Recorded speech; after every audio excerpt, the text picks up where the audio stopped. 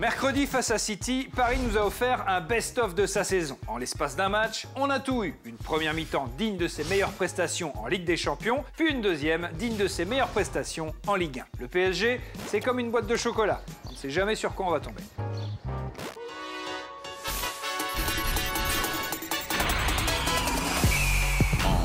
I know you're a superstar, a supernova shining, you can see from super far. En terrassant l'OL dimanche dernier, Lille s'est ouvert une voie royale vers le titre. Les hommes de Christophe Galtier ne sont plus qu'à 4 matchs du bonheur et ne croiseront plus la route de leurs concurrents directs. Sauront-ils gravir ces 4 matchs vers la gloire sans trébucher face à Nice, Lens, Saint-Etienne ou Angers? Bref, le LOSC a-t-il déjà fait le plus dur? Voici la réponse de la team de YouFoot. C'est le jeu de la barbichette, quoi. Il faut pas lâcher. Ne souris pas, ne rigole pas, ne cligne pas des yeux et fonce jusqu'au bout.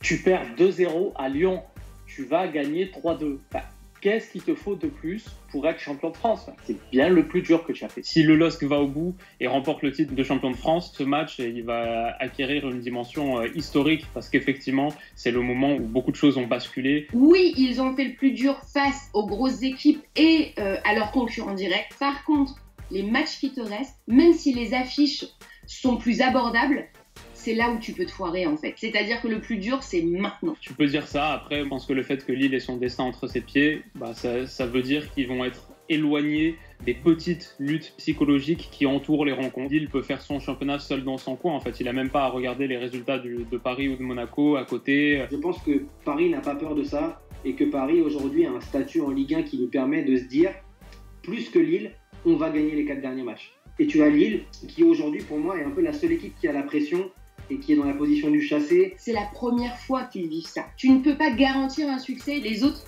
n'ont plus rien à jouer si ce n'est te mettre des bâtons dans les roues en fait. La seule épine dans leurs pieds, la seule crainte qu'ils peuvent avoir, c'est Lens qui pourrait se dire, non seulement on est promu, on va finir peut-être dans le top 5 de Ligue 1, mais en plus de ça, on va priver notre rival lillois du titre. Je pense que si tu es supporter parisien ou monégasque, tu regardes ce match, si Lille l'emporte, c'est fini. Si la course au titre est complètement folle, la lutte pour la 5e place n'en est pas moins disputée. Lens et Marseille sont les mieux placés pour décrocher un ticket européen, mais depuis l'arrivée de Bruno Genesio au Stade Rennais, les Bretons sont clairement revenus dans la course, désormais à 2 longueurs des Lensois, 5e, et 1 point seulement des Marseillais, en 6e position. Peut-on parler d'effet Genesio? On a regardé ce que disent les chiffres.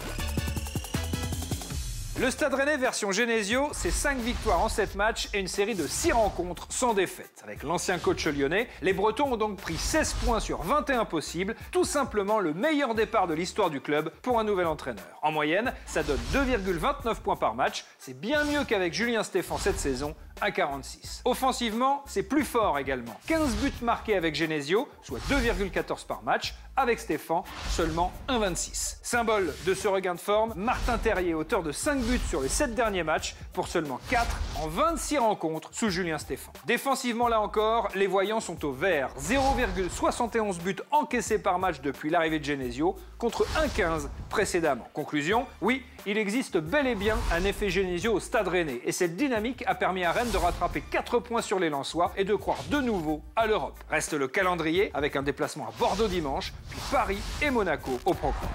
Si vous êtes supporter parisien, ça doit pas être la grande forme. Alors pour vous remonter le moral, les Marseillais vous ont préparé un petit barbecue, comme ça, à l'amitié. La preuve dans le Social FC.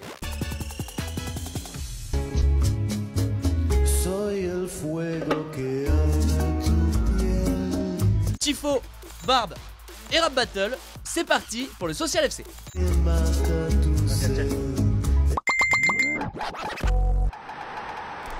L'événement de la semaine, c'était ça. Super lune rose. Mais non, pas ça. Ça. En demi-finale de C1 contre City, les supporters parisiens ont vu grand devant l'hôtel des joueurs. Ils ont vu grand dans le stade.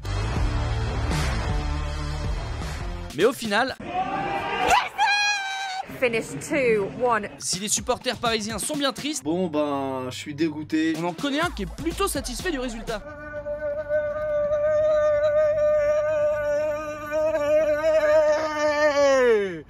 L'histoire est en marche.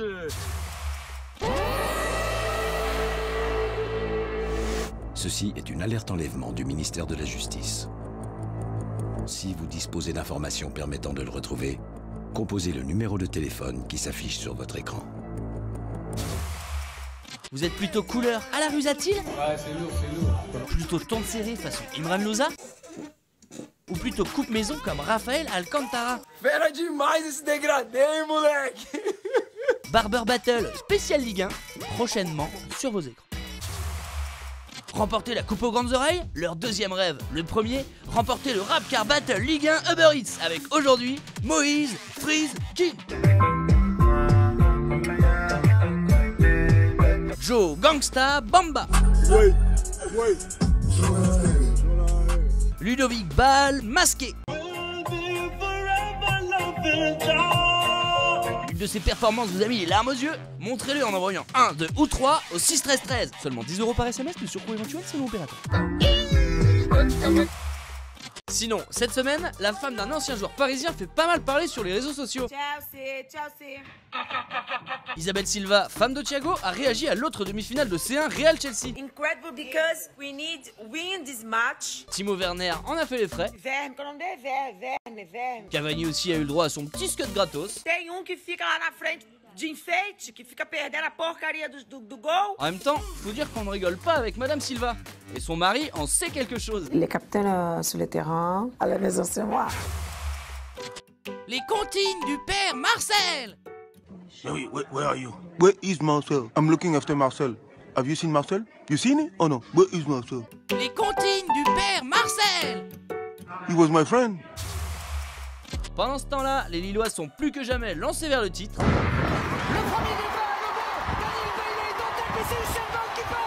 Et c'est comme ça qu'on l'aime, notre Ligue 1. Andy Delors est à la fois un très bon attaquant, auteur de 12 buts et 10 passes décisives cette saison, et un personnage très attachant. Pour apprendre à mieux connaître le Montpelliérain, deux solutions. 1, vous allez sur son compte TikTok, ou 2, vous lui demandez de se raconter à travers ses nombreux tatouages. Et si vous aimez les super-héros, les stars du MMA et les histoires de famille, ça devrait vous intéresser. Non, je sais pas, j'ai jamais compté, mais je le ferai ce soir, j'essaierai de compter. Mais c'est vrai que j'en ai un paquet. Ouais. Le premier, je l'ai fait à 20 ans, je pense, un peu moins, 19 ans. C'est celui-là. Mon père et ma nièce. Eric Luna. Tous mes tatouages, c'est soit des moments que j'ai passés ou soit des choses qui m'ont marqué. L'alarme, c'est vrai que c'est celui-là qu'on me parle toujours. Et mon père m'avait même menacé de prendre un cutter et de me l'enlever. Qu'est-ce que ça veut dire? Mais ça, c'est personnel. Après, globalement, c'est voilà, les hauts et les bas de la vie. Ça me va bien, non? J'ai mon fils avec la phrase « Mundo es nosotros », c'est la phrase de Scarface qui veut dire « le monde est à nous ». Et à la place du haut, voilà, j'ai mis mon fils.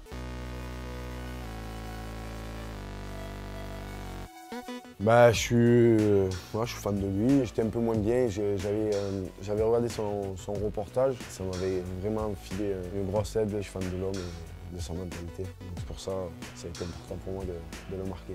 Il a changé un truc dans ma vie.